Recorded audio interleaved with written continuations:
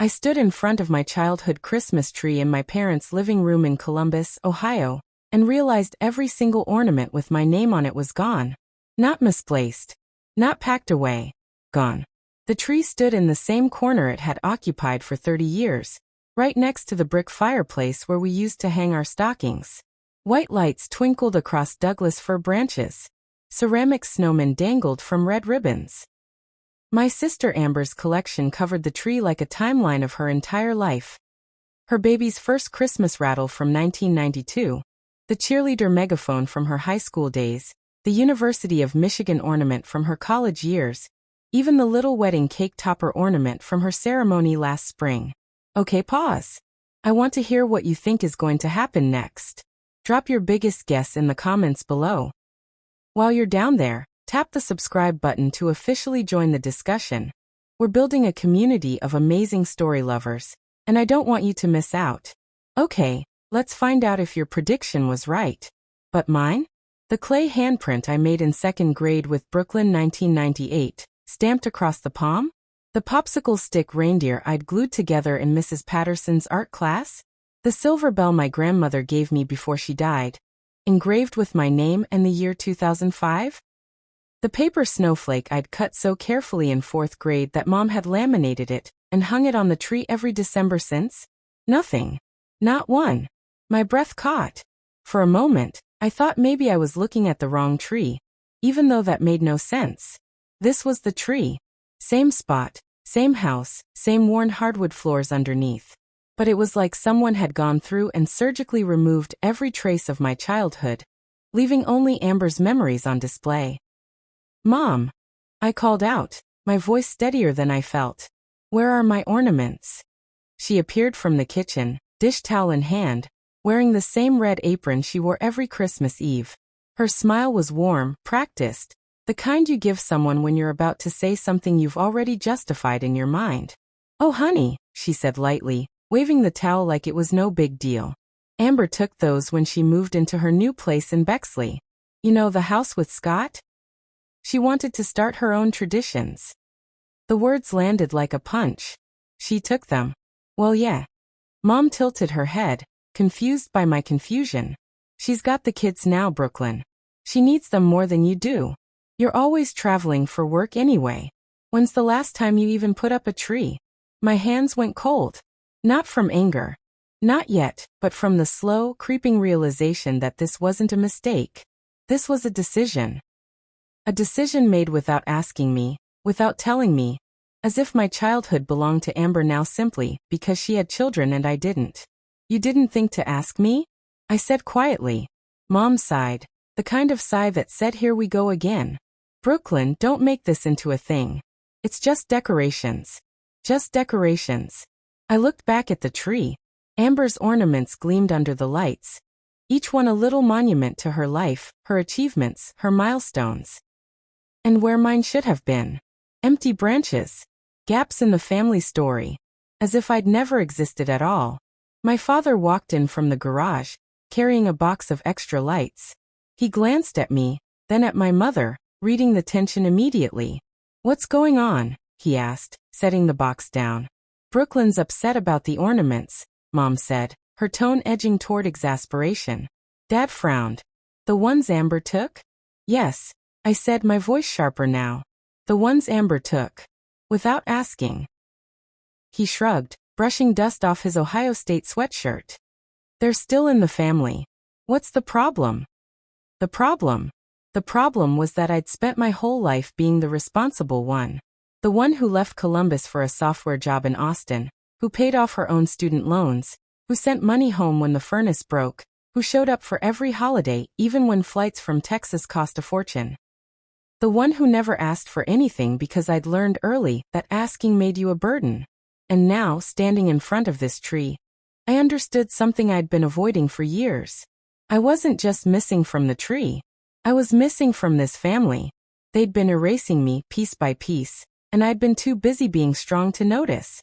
Let me tell you what Christmas used to mean in our house. Every year, the weekend after Thanksgiving, my dad would haul the tree box up from the basement while my mom made hot chocolate with those tiny marshmallows that melted into sweet foam. Amber and I would sit cross-legged on the living room floor in our matching pajamas. Hers always pink, mine always blue, and we'd argue over which ornaments went where. The rule was simple. Everyone got their own section. Dad's vintage Buckeyes ornaments went on the left side, near the window. Mom's collection of glass angels hung near the top. And Amber and I? We got the front-facing branches, the prime real estate where guests could see our handiwork when they walked through the door. I was 7 when I made my first ornament in art class. A lopsided snowman crafted from model magic clay, painted white with a crooked orange nose and 2 mismatched button eyes. I'd been so proud of that thing. When I brought it home, my mom tied a red ribbon through the loop at the top and let me hang it right in the center of the tree. There, she'd said, stepping back to admire it. Now everyone who comes over will see Brooklyn's snowman first. That became the tradition. Every year, I'd make something new. Popsicle stick reindeer. Paper snowflakes cut so carefully my fingers cramped. A clothespin angel with yarn hair. By the time I was in middle school, I'd graduated to more sophisticated projects. Beaded stars, painted glass balls from the craft store at Easton Town Center. Even a miniature gingerbread house I'd constructed from balsa wood. Each one got a place on the tree. Each one marked a year of my life. And each December, when we unpacked the boxes, it was like opening a time capsule. Mom would pull out the clay handprint I made in 2nd grade and laugh about how tiny my hands used to be. Dad would find the ornament from my 8th grade honor roll ceremony and tell the story about how I'd called him crying because I thought I'd failed the math final. Amber would roll her eyes at my dorky middle school phase, but smile when she saw the matching sister ornaments we'd made together in 2006. The tree wasn't just decoration. It was memory. It was proof that we'd all grown up together, that we belonged to each other, that every year mattered. That's what made standing in front of that tree in December 2024, staring at the empty spaces where my childhood should have been, feel like falling through ice. Because this wasn't about ornaments. This was about being erased. If this story of justice against abuse of power resonated with you, hit like and let me know in the comments where you're watching from. And if you're new here, subscribe now. You absolutely don't want to miss tomorrow's deep dive into authorities who picked the wrong victim, and the moment the truth finally came out. And what I didn't know yet, what I was about to discover over the next 72 hours, was that the ornaments were just the beginning. My parents and Amber had been quietly giving away pieces of my history for years. My childhood bedroom, converted into Amber's home office storage. The photo albums edited and rearranged so her kids could have more pictures of family. Even my grandmother's jewelry, the pieces she'd specifically left to me in her will, somehow ended up in Amber's jewelry box because she'll actually wear them. I'd been living in Austin for 6 years, building my career, building my life, sending money home when they needed it, showing up for every holiday, every crisis, every moment they asked me to be present. And while I was gone, they'd been dismantling every trace of me. Not because they were cruel, but because to them, I was the strong one, the independent one, the one who didn't need sentimental things because I had my big city job and my own life. They never asked what I needed. They just assumed I didn't need anything. Standing there in that living room in Columbus, with Amber's ornaments glittering under the lights and my father asking, "What's the problem?" I made myself a promise. I was going to find out exactly what else they'd taken. I was going to document every piece of my childhood they'd given away. And then I was going to show them what happens when you erase someone who's been holding your whole world together. Not with anger. With clarity. I need you to understand something about growing up in the Reynolds household. Christmas wasn't just a holiday. It was the measuring stick.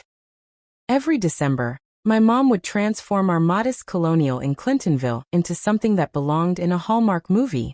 Garland wrapped around the staircase banister. Candles in every window.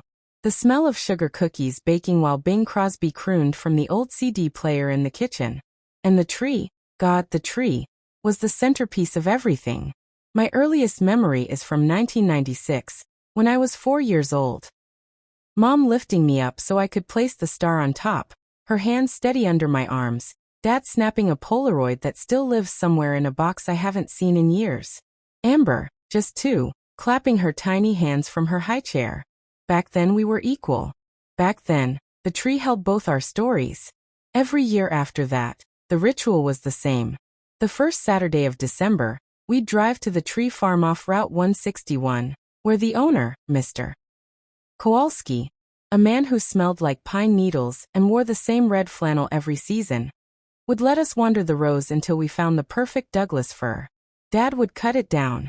Amber and I would help drag it to the truck, which mostly meant holding on to a branch while he did the actual work. We'd strap it to the roof, drive home with the windows cracked so the smell of fresh pine filled the car, and spend the evening decorating. The ornament making started when I was in kindergarten. Mrs. Chun, my teacher at Dominion Elementary, handed out salt dough and cookie cutters, and we made stars and bells and candy canes. I painted mine red and green, dusted them with glitter that got everywhere, and brought them home like they were treasure. Mom hung every single one. By third grade, I was making ornaments year-round. Summer craft camp? I'd make something and save it for December. Art class? Christmas project. Even in middle school, when most kids thought crafts were lame, I kept making them. Beaded snowflakes. Painted wooden cutouts. A felted cardinal I hand-stitched in 8th grade that took me 3 weeks to finish. Each one got a place. Each one mattered. Amber's ornaments were different. She wasn't a maker, she was a collector. Dance recital trophies turned into ornaments. Cheerleading megaphones. Sorority letters. Store-bought glass balls with her name etched in gold cursive. But here's the thing. We both had space. The tree was big enough. The branches were strong enough. There was room for both of us. Or at least I thought there was. I left for the University of Texas in 2012, chasing a computer science degree and a life bigger than Columbus could hold. I came home for Christmas every year, but the visits got shorter. A long weekend. 3 days. Just enough time to eat Mom's pierogies, exchange gifts, and fly back to Austin before New Year's. I didn't notice when Amber's ornaments started spreading, when my sections shrank, when my homemade decorations got moved to the back of the tree where no one could see them. I didn't notice because I wasn't there. And by the time I came home in 2024 and saw the tree, really saw it, my childhood was already gone. Where are they, Mom? I kept my voice level, but my hands were shaking. I shoved them into the pockets of my jeans so she wouldn't see. My mother set down the dish towel on the kitchen counter and turned to face me fully, her expression shifting from confusion to something harder. Defensive. I already told you, she said. Amber took them when she moved into the new house. She needed them for her tree. Needed them. I repeated the words slowly, tasting the absurdity. She needed my ornaments. The ones I made. The ones with my name on them. Brooklyn, you're being dramatic. There it was. The phrase I'd heard my entire life whenever I pushed back on anything. Dramatic. Oversensitive. Making a big deal out of nothing. When? I asked. When what? When did she take them? What month? What year? Mom blinked. She hadn't expected me to ask for details. I don't know. Last spring, maybe? After she closed on the house in Bexley. Last spring. I nodded slowly, doing the math. So 8 months ago. And you didn't think to tell me? Well, you weren't here, she said, her voice rising slightly. You were in Austin doing your job. We didn't think you'd care. The words hit like a slap. You didn't think I'd care. My father appeared in the doorway, still holding that box of lights. He set it down with a deliberate heaviness, the way he did when he wanted to signal that a conversation was over. Brooklyn, he said, using his calm-down voice. Let's not blow this out of proportion. The ornaments are still in the family. Amber's got them on her tree right now. You can go see them if you want. I stared at him. Go see them. On her tree. In her house. Exactly. He nodded, like he'd just solved the problem. I pulled my phone out of my pocket. My hands were steadier now. Fueled by something colder than anger. I opened Instagram and searched for Amber's profile.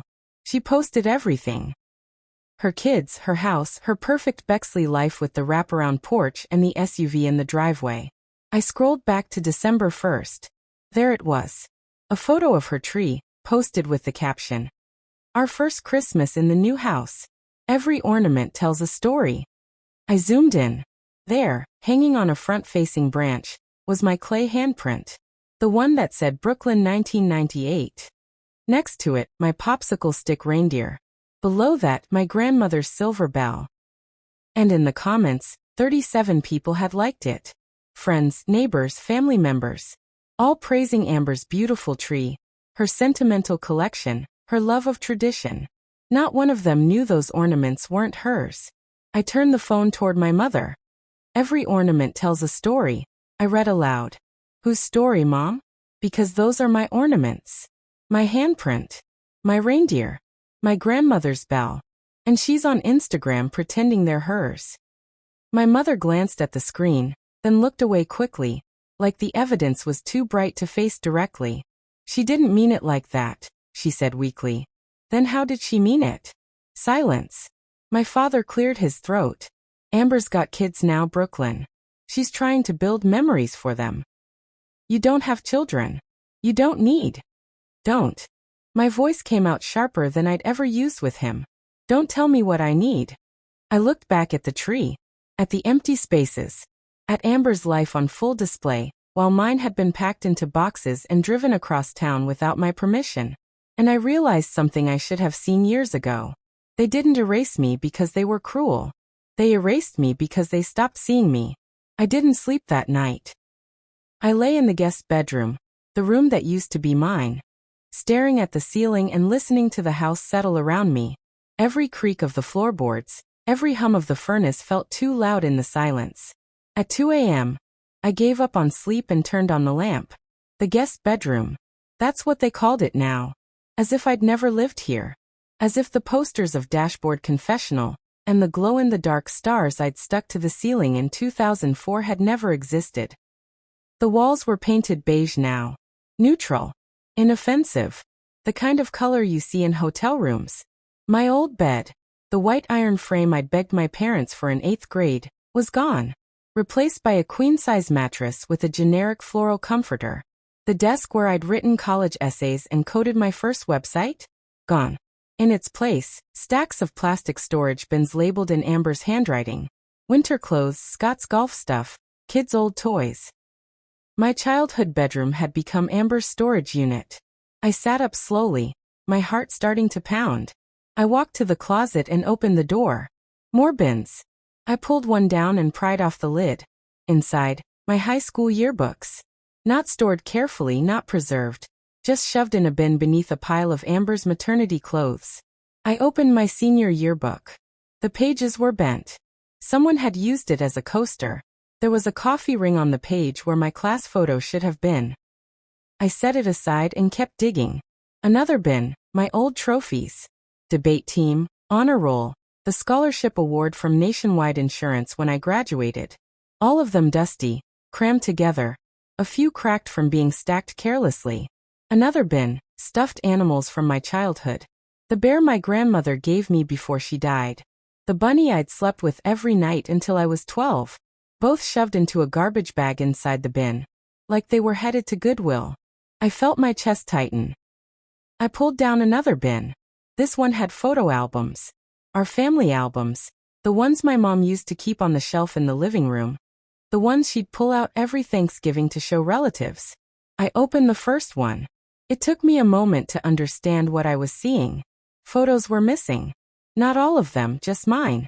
The album started with Amber's baby pictures. Page after page of her in frilly dresses, her first birthday, her first day of preschool. Then a gap. Then Mom and Dad on vacation.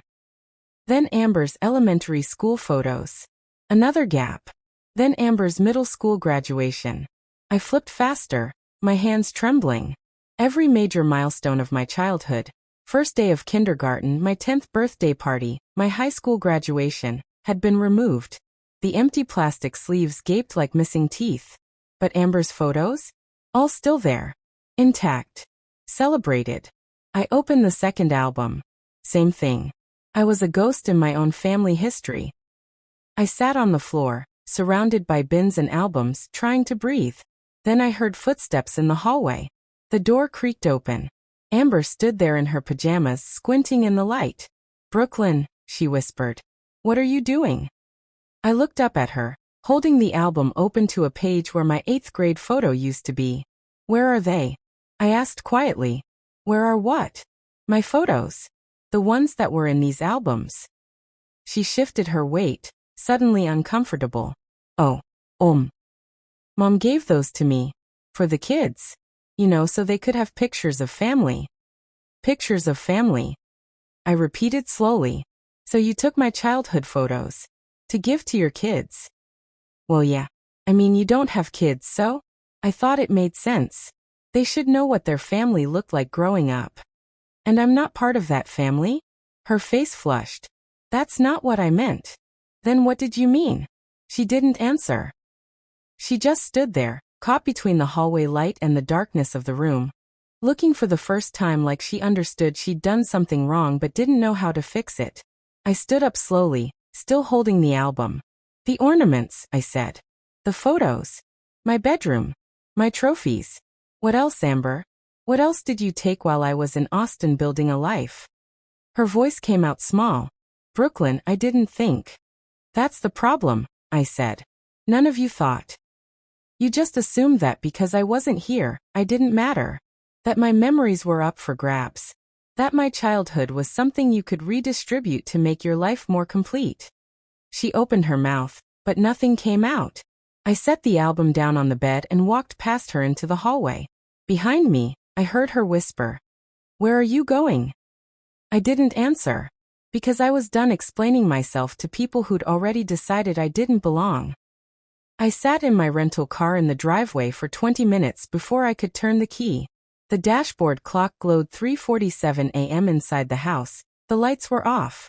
My parents were asleep. Amber had probably gone back to bed. Life would continue like nothing had happened, like I hadn't just discovered that my entire childhood had been boxed up and given away. I pressed my forehead against the steering wheel, and finally let myself feel it. Not anger. Not yet. Just loss. The kind that sits in your chest like a stone you didn't know you were carrying, until someone points it out, and suddenly you can't breathe around it. I thought about calling someone. My best friend Jordan back in Austin. My boyfriend Marcus, who'd wanted to come on this trip but I'd told him it was just a quick family visit. Nothing major. I'd keep my phone in my lap, thumb hovering over Marcus's name. But what would I even say? They gave away my Christmas ornaments? It sounded so small when you said it out loud. So petty. But it wasn't small. It was my clay handprint from 2nd grade, the one my mom had cried over because my hands were growing up so fast. It was the silver bell my grandmother gave me 3 weeks before the cancer took her, whispering, "Every time you hear this, remember I love you." It was the popsicle stick reindeer I'd made in Mrs. Patterson's class, covered in so much glitter that it left sparkles on your hands when you touched it. Those weren't just decorations. They were proof I existed. Proof I mattered. Proof I'd been a child in this house once, loved and seen and worth remembering. And they'd given them to Amber like they were hand-me-downs. I thought about every Christmas I'd flown home from Austin. The expensive last-minute flights during peak season. The vacation days I'd burned. The times I'd turned down invitations from friends because family comes first. I thought about the money I'd sent when the furnace broke, when Dad needed dental work, when Mom's car needed new tires, the quiet Venmo transfers with notes like, "Hope this helps and love you guys." I thought about how I'd kept showing up, kept giving, kept being the dependable one. And the whole time, they'd been erasing me. Not with malice. That's what made it worse. They'd done it casually, thoughtlessly, the way you clean out a closet and donate clothes you haven't worn in years. Brooklyn doesn't need this anymore. Brooklyn's moved on. Brooklyn's too busy with her big city life to care about a few old ornaments. They never asked. They just decided. And I'd been so busy being strong, being independent, being the one who didn't need anything, that I'd never told them the truth. I needed to matter. I needed my childhood to still belong to me. I needed them to see that just because I left Columbus didn't mean I stopped being their daughter. My phone buzzed. A text from Marcus. "Can't sleep. Thinking about you. Everything okay?" I stared at the message for a long time. Then I typed back, no. But it will be. Because sitting in that driveway at 4 a.m., surrounded by the house that didn't feel like home anymore, I made a decision. I was going to get my story back. Every piece of it. By 9 a.m., the whole family was awake, and the performance had begun. I sat at the kitchen table nursing cold coffee while my mother made pancakes, like it was any other Christmas morning. My father read the Columbus Dispatch at the head of the table. Amber scrolled through her phone, occasionally showing Mom something that made them both smile. No one mentioned last night. No one mentioned the bins in my old bedroom, or the missing photos or the ornaments that started all of this. They were pretending it never happened. Finally, my father folded his newspaper and looked at me over his reading glasses. "Brooklyn," he said, using his calm manager voice, the one he'd perfected during 30 years at Nationwide. "Your mother and I talked this morning. We think you're blowing this situation way out of proportion." I set my mug down carefully. Out of proportion. "It's just stuff," Mom added quickly, flipping a pancake. "Sentimental, sure, but it's not like we threw it away. Everything's still in the family." Amber jumped in, her voice soft and reasonable. "Brooke, I didn't mean to hurt you. I honestly thought you didn't care about those things anymore. You never mentioned them. You never asked about them when you visited." "Because I assumed they were still here," I said quietly. Dad waved his hand dismissively. "You're being dramatic. This is what families do, they share. Amber has children now. She's building a home. Those ornaments, those photos, they mean more to her kids than they do to you at this point in your life." "At this point in my life," I repeated. "You don't have kids, Brooklyn." Mom turned from the stove, spatula in hand, her expression gentle but firm, like she was explaining something obvious to a child. "Amber does. She's creating traditions. She needs those things to make memories for Lily and Caleb. And I don't need memories? That's not what we're saying." Amber's voice took on that wounded tone she'd perfected in middle school. "You're twisting everything.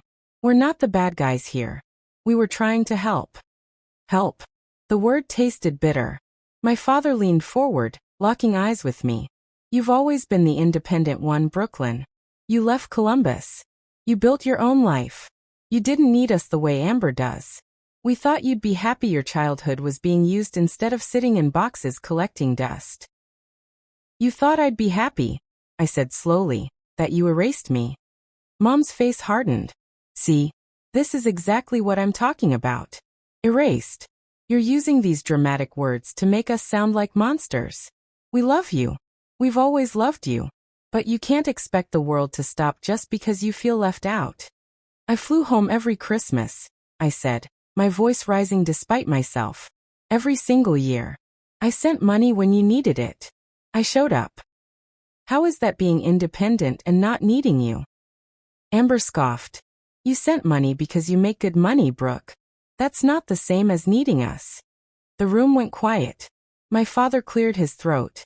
"Maybe if you'd stayed in Columbus, if you'd settled down, had a family of your own, things would be different. But you made your choices." And there it was. The real reason. I'd left. So I deserved to be left behind. I stood up from the kitchen table. Not violently. Not dramatically. Just stood. My chair scraped against the tile floor. The sound cutting through the thick silence like a knife. "Where are you going?" Mom asked, her voice sharp with that edge she got when things weren't going according to her script. I didn't answer. I walked past her, past the stove with its stack of golden pancakes, past my father still sitting with his newspaper, past Amber frozen with her phone in her hand. I walked into the living room.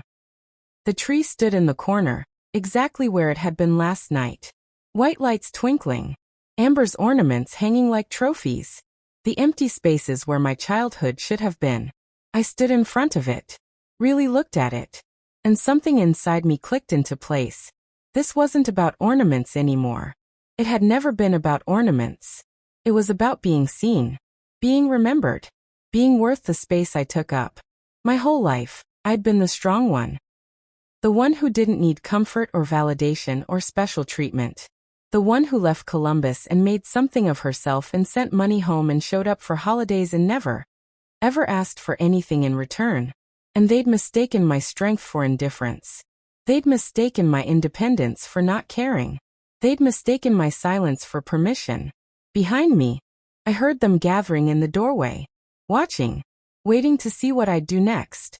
I pulled out my phone, opened the photo app, and I started taking pictures. The tree from every angle. Close-ups of Amber's ornaments. Wide shots showing the gaps, the empty branches, the spaces where mine used to hang. What are you doing? Amber's voice cracked. I didn't stop. I kept photographing. Methodically. Calmly. Then I walked past them again, back upstairs to the guest bedroom. To the bins. I photographed everything. The yearbooks. The trophies. The stuffed animals in garbage bags. The photo albums with missing pictures. I documented every piece of my childhood they'd given away, stored carelessly, or erased. Brooklyn, stop, my mother said from the doorway. This is ridiculous. I looked up at her. My hands were steady now. My breathing even. You told me I was being dramatic, I said quietly. That I was blowing this out of proportion. That it was just stuff. It is just stuff, Dad said behind her. Then you won't mind that I'm documenting what you did with it. Amber pushed past them into the room. You're going to post this, aren't you? You're going to make us look bad on social media or something. God, Brooke, you're so petty. I saved the last photo and slipped my phone into my pocket. I'm not posting anything, I said. Then what's the point? She demanded. I looked at all three of them standing in the doorway of what used to be my bedroom. The point, I said, is that you need to see it. You need to see what you did. Because right now, you're pretending it's nothing. You're pretending I'm overreacting. You are overreacting, Dad said. No, I said. I'm finally reacting. There's a difference. I picked up my purse from the bed. Where are you going? Mom's voice went high, panicked. I walked toward the door. They parted to let me through. Home, I said. Brooklyn, it's Christmas Eve. You can't just leave. I stopped at the top of the stairs and looked back at them. Watch me. I didn't slam the door when I left. I didn't cry in the driveway, or peel out dramatically onto the street. I just loaded my suitcase into the rental car, started the engine, and drove away from the house on Acorn Drive where I grew up. In my rearview mirror, I saw my mother standing on the front porch in her apron, arms crossed against the December cold. My father appeared behind her. Then Amber, holding her phone like she was about to call me. I kept driving. The calls started before I reached I-71. Mom first, then Dad, then Amber, then Mom again. I let them all go to voicemail.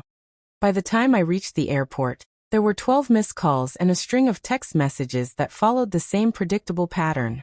You're being childish. We didn't do anything wrong. You're ruining Christmas. Think about the kids. Fine. Leave. That's what you always do anyway. I turned off my phone and boarded my flight back to Austin.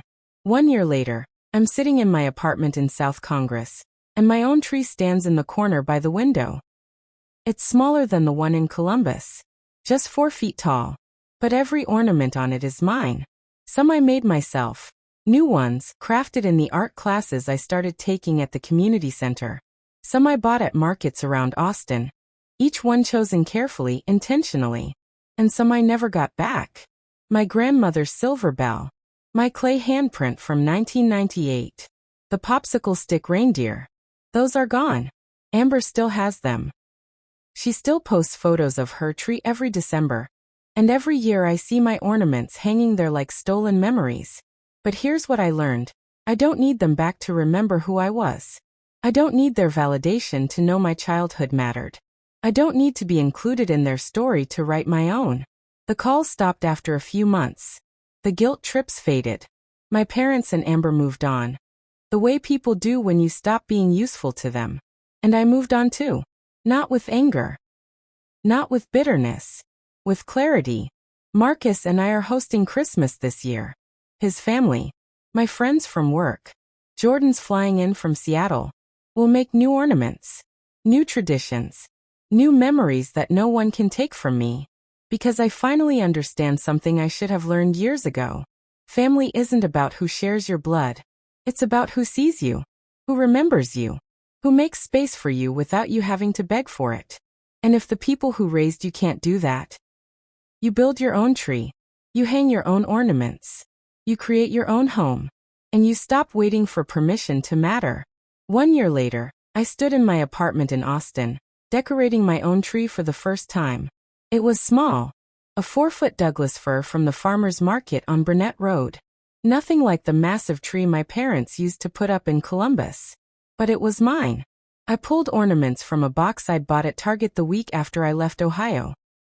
Simple glass balls in silver and blue, a wooden star, LED lights that changed colors with a remote, and then, carefully wrapped in tissue paper at the bottom of the box, the 3 ornaments I'd managed to get back. Not from my parents. From my grandmother's sister, Aunt Diane, who'd called me in January after hearing what happened. She'd had a few of my childhood ornaments, ones my grandmother had kept at her house before she died. The clay handprint from a different year. A construction paper angel I'd made in 1st grade. A small photo ornament with my school picture from 2003. I hung them on the front of the tree, right in the center where everyone could see them. Marcus walked up behind me, wrapping his arms around my waist.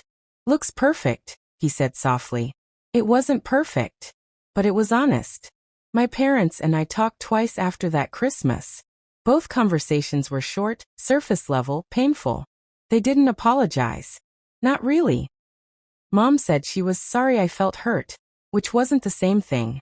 Dad said maybe they could have communicated better, which meant nothing. Amber never called at all. I stopped sending money. Stopped burning vacation days for holidays I wasn't welcome at. Stopped pretending that showing up was the same as being seen. And slowly, the weight I'd been carrying for 30 years started to lift. I wasn't angry anymore. Not the way I'd been that morning in their kitchen. I was just clear. Some families make space for you. Some families take space from you. And knowing the difference isn't bitter. It's freedom. I stepped back from the tree, looking at the small collection of ornaments glowing under the lights. My story. My memories. My home. Marcus squeezed my hand. "You okay?" I nodded.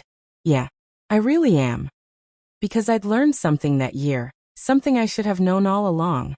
You don't need permission to matter. You don't need ornaments to prove you existed. You just need to stop waiting for people who've already decided you're not worth remembering. If you've ever been erased from your own family story, if you've ever had to choose yourself when they chose someone else, tell me where you're watching from in the comments. Your memories matter. Your story matters. Hit that like button and subscribe so you don't miss the next story. Because tomorrow, we're diving into what happened when someone finally fought back against the people who thought they were too kind to lose. You're not alone.